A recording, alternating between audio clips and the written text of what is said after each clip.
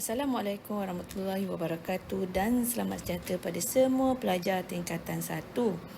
Hari ini kita akan masuk bab 5.2 aplikasi teknologi reka bentuk fashion.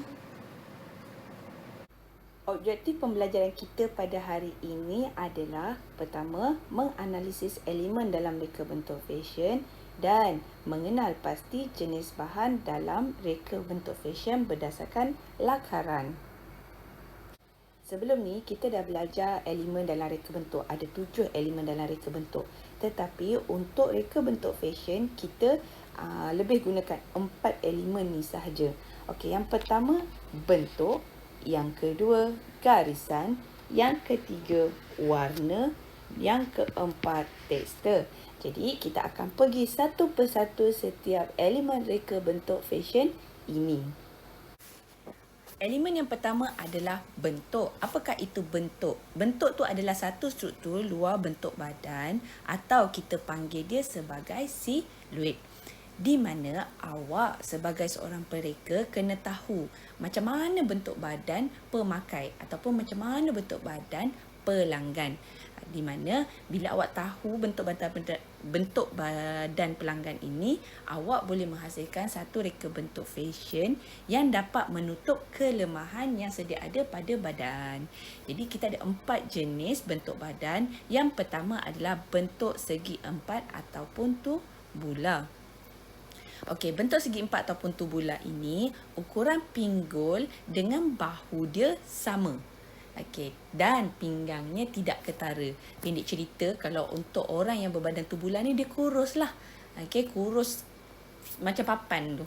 Okey, kemudian kita pergi pula bentuk yang kedua, bentuk jam pasir ataupun hourglass. Okey, bentuk ni selalu dekat perempuan lah.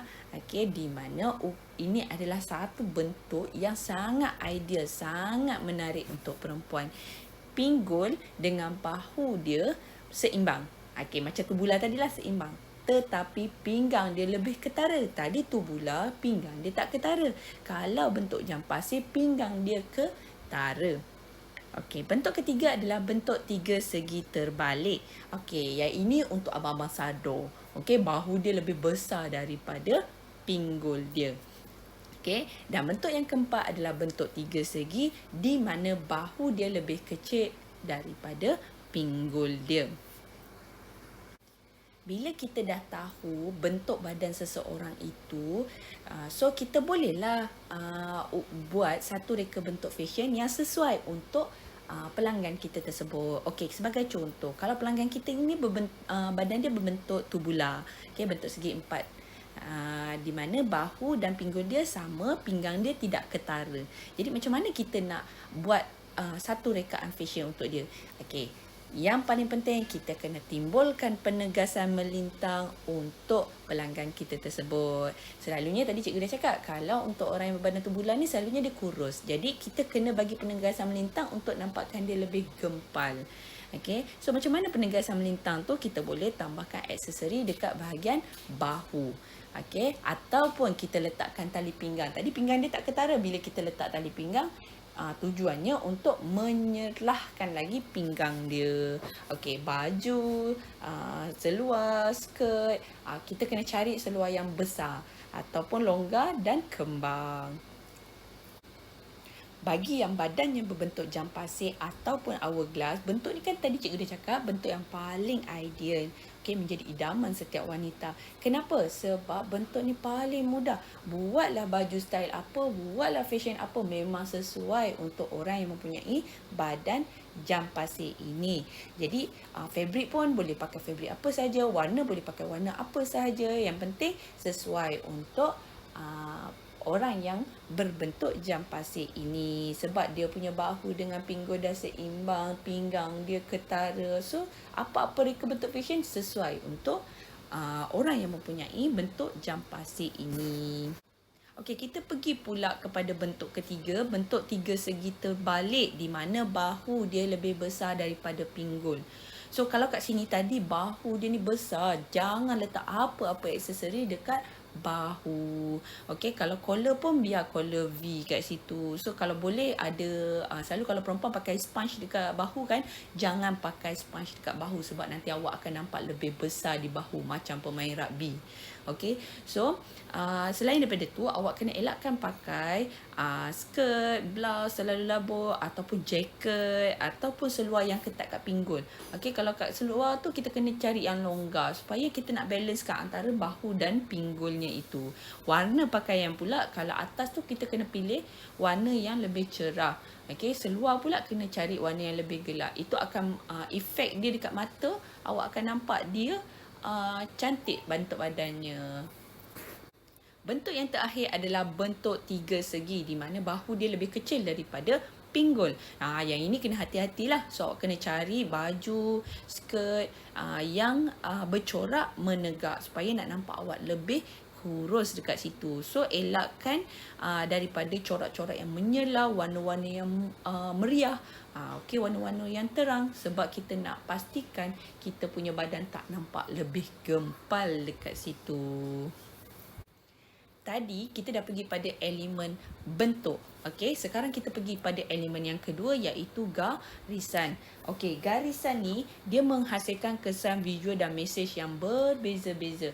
Okey, kita boleh nampak kurus, kita boleh nampak tinggi, kita boleh nampak ramping, kita boleh nampak gemuk. Okey, berdasarkan corak-corak garisan dekat baju kita. Jadi, pentinglah untuk awak tahu garisan apa yang sesuai untuk pelanggan awak. Okey. Kita ada dua jenis garisan iaitu garisan lurus dan garisan melengkung.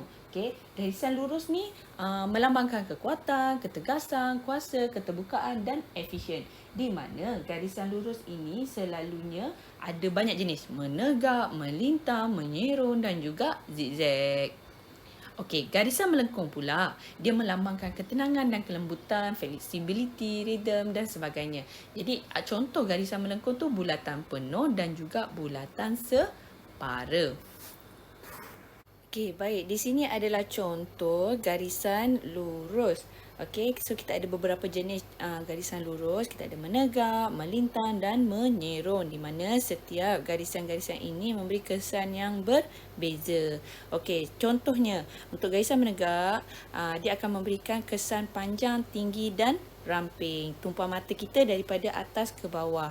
Okey, jadi untuk orang yang berbadan gempal, dia sesuai memakai baju yang mempunyai garisan lurus. Okey, untuk melintang pula, dia memberikan kesan lebar dan juga gempal.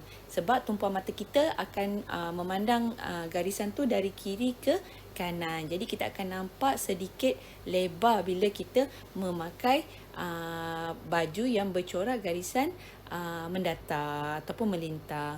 Jadi orang yang sesuai memakai baju untuk garisan melintang ni orang yang berbadan tubular lah.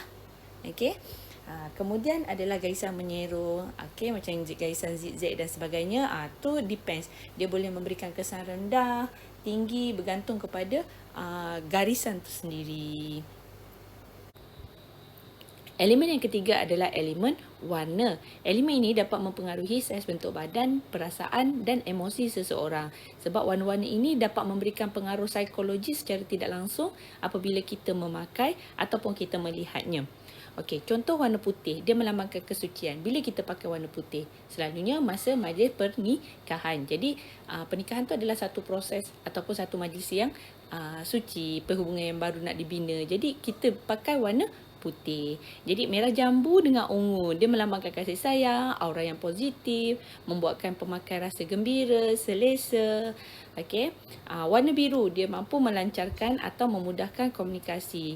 Jadi selalunya bila kita nampak orang pakai baju warna biru ni masa meeting, okey, supaya apa? Supaya pemakai dia berfikiran secara rasional dan dapat membuat keputusan dengan tepat. Okey, warna-warna yang menyelah, contoh kuning, jingga dengan merah. Yang ini memberikan aura keberanian, memberikan tenaga. Okey, menjadikan pemakainya berasa lebih ceria, aktif dan sebagainya. Okey, warna hijau, selalu tok-tok kita lah pakai warna hijau ni. Okey, sebab dia melambangkan ketenangan, keseimbangan dalam kehidupan. Warna hitam, bila kita pakai warna hitam? Selalunya masa ada majlis-majlis kematian dan sebagainya. So warna ini dikenali sebagai warna kedukaan. Okey, tetapi dia boleh memberikan tenaga lah kepada si pemakainya, menjadikan dia rasa lebih kuat, lebih berkeyakinan apabila memakai baju warna hitam. Elemen yang terakhir, adalah tekstur, di mana tekstur ni merujuk pada rupa permukaan sesuatu benda ataupun rasa pada fabrik, pada bahan. Contohnya lembut. Kita nak tunjukkan apa? Kita nak tunjukkan ciri-ciri kelembutan dan menarik pada si pemakai. Seterusnya adalah elemen berkilat. Elemen berkilat ni hanya orang berani je boleh pakai elemen berkilat ni. Dia memantulkan cahaya, memberikan efek yang lebih elegan pada aksesori ataupun pakaian yang dipakai. Elemen kasar, contohnya denim. Dia menampakkan ciri-ciri lasak, renggi dan elemen legap di mana dia menyerat cahaya dan memberikan kesan kecil kepada seseorang individu yang memakainya. Lepas kita kenal pasti elemen dalam reka bentuk fashion, kita akan buat satu tinjauan. Kenapa kita buat tinjauan ni? Tinjauan ini kita nak dapatkan maklumat semasa daripada pengguna. Jadi maklumat ni kita boleh dapat daripada borang soal selidik kepada pengguna. Kita kena hasilkan satu borang soal selidik lah. Contoh borang soal selidik tu ada dekat buku muka surat 149. Kalau ini borang ni berkenaan kasut lah. Jadi kita boleh dapat tahu apa feedback pelanggan berkenaan kasut yang macam mana dia orang suka, warna yang macam mana, dia orang pakai kasut tu untuk pergi ke mana dan sebagainya lah. Jadi kita kena bina satu borang soal selidik. Kalau kita buat soal selidik ni, kita bukan buat pada seorang saja, mungkin kita buat pada 10 orang. Jadi daripada 10 helai borang yang kita dapat daripada survey yang kita buat itu, kita akan buat satu penilaian. Penilaian ini tujuannya untuk memastikan produk yang kita reka merupakan produk yang terbaik. Ciri-ciri yang kita nilai adalah dari segi fungsi produk, kesesuaian jenis bahan ataupun tekstur, pemilihan warna, garisan dan juga bentuk. Contoh borang penilaian ada dekat buku muka surat 150. Kita sambung lagi dengan 5.2.6 jenis bahan dalam reka bentuk fashion, buku teks muka surat 151. Dalam kita nak menghasilkan reka bentuk fashion ni, kita kena kenal pastilah apa bahan-bahan yang sesuai untuk reka bentuk fashion yang ingin kita hasilkan. Jadi pemilihan bahan yang sesuai akan menghasilkan reka bentuk fashion yang lebih menarik. Jadi apakah bahan-bahannya? Contoh yang pertama adalah fabrik. Fabrik ni kain lah. Kita ada macam-macam jenis kain, sama ada yang selesa ataupun tidak. Contohnya macam kapas, denim, dress, satin, lycra. Kain untuk tudung lain. Tudung selalu kita pakai chiffon, lycra. Kain untuk baju lain, kain untuk seluar lain. So awak kena kenal pasti apa fabrik yang sesuai untuk pakaian awak. Seterusnya adalah benang. Benang ni kita gunakan untuk mencantumkan fabrik. So sama ada kita gunakan jahitan tangan atau jahitan mesin, kita kena gunakan benang untuk mencantum fabrik. Kita ada macam-macam jenis benang juga. Ada pelbagai warna, pelbagai kualiti, pelbagai saiz. Kemudian fabric fat. Fabric fat ni kita gunakan untuk bahan hiasan. Contohnya hiasan pada beg, pakaian kanak-kanak, barang keperluan rumah tangga. Kalau kat sini hiasan kitchen. Yang tu kita selalu nampak lah kita gunakan fabric fat. Lepas tu adalah kancing. Kancing ni kita gunakan untuk merapatkan, mencantum, menutup atau melekatkan bahan. Macam kalau dekat seluar kita ada zip, ada cangkuk dan palang, ada gancu. Itu adalah sejenis kancing. Seterusnya adalah butang hiasan. Butang hiasan ni daripada plastik, kayu ataupun benang. Itu boleh kita tambahkan sebagai hiasan tambahan pada aksesori. Kemudian adalah lapik dalam ataupun interfacing. Lapik dalam interfacing ni selalu kita nampak dekat collar baju lelaki. Kan keras kan? So kita letakkan lapik dalam tu supaya dia lebih keras, kukuh dan juga untuk melapis bahagian-bahagian tertentu pada pakaian dan juga aksesori. Seterusnya adalah pita perekat ataupun velcro. Pita perekat ataupun velcro ni dia ada dua permukaan. Satu halus, satu lagi bersirat. di mana kita gunakan dia untuk mencantumkan dua bahagian reka bentuk fashion. Contohnya kasut lah. Selalu kita nampak dekat kasut kanak-kanak kan. Okey, kita lekatkan dengan perekat velcro tersebut. Okey, next adalah dawai. Dawai ni aluminium alloy yang bersifat lembut. Kita boleh lenturkan dia, kita boleh mudah bentukkan dia. Okey, ia sesuai digunakan untuk membuat kerongsang, pin rambut, rantai dan lain-lain aksesori. Okey, kita ada juga bahan-bahan hiasan tambahan lain untuk reka bentuk fashion yang awak hasilkan. Okey, contohnya getah. Okey, yang ini untuk kita buat getah rambut lah, headband, tali hijau ataupun gelang ataupun paling mudah sekali getah seluar, getah kain. Okey, seterusnya adalah tali di mana kita gunakan untuk aksesori. Contohnya kita nak letak gelang, okey, menggunakan tali. Okey, seterusnya adalah bunga rebin. Bunga rebin ni adalah campuran antara rebin, manik dan juga tali hiasan. Okey, kemudian kita ada bahan trimming dan juga manik ataupun beads. Manik ni pelbagai bentuk warna. Kita boleh gunakan dengan jahitan, kita boleh gunakan iron ataupun kita boleh jadikan dia gelang dan kita combine dengan tali. Okey, so itu adalah jenis-jenis bahan dalam reka bentuk fashion. Okey, hari ini kita dah belajar dua topik iaitu 5.2.5 menganalisis elemen dalam reka bentuk fashion. Kita ada 4 elemen dalam reka bentuk fashion: bentuk, garisan, warna dan tekstur. Lepas tu kita kena dapatkan maklum balas daripada pelanggan berkenaan reka bentuk fashion yang kita hasilkan. Daripada maklum balas pelanggan itu, kita kena buat penilaian untuk memastikan kita punya produk itu diterima baik oleh pelanggan lah. Okey, seterusnya kita dah cover juga tajuk 5.2.6 iaitu jenis bahan dalam reka bentuk fashion. Sama ada bahan itu adalah bahan utama dalam reka bentuk fashion ataupun bahan hiasan ataupun hiasan tambahan untuk aksesori dan pakaian yang kita telah hasilkan.